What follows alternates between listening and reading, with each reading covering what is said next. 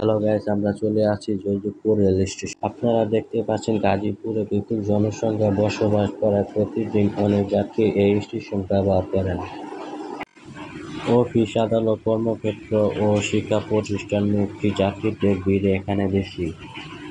Joydebpur railway station বাংলাদেশের গাজীপুর জেলায় অবস্থিত একটি গুরুত্বপূর্ণ রেলওয়ে জংশন।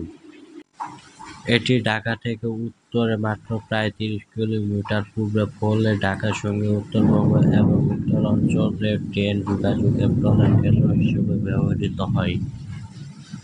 জয়দেবপুরের প্রধান লাইন ঢাকা থেকে উত্তরবঙ্গ ও ময়মনসিংহগামী রেলপথ এখান দিয়ে গেছে। ট্রেন চলাচল উত্তরবঙ্গ, দিনাজপুর, লালমনিরহাট, জয়দেবপুর, রংপুর, বগুড়া, রাজশাহী, পাবনা এবং ময়মনসিংহগামী অনেক ট্রেন যাত্রাবিরতি করে। ওভারব্রিজের উপর থেকে এই স্টেশনের পুরো দৃশ্যটা আমরা দেখতে পাচ্ছি।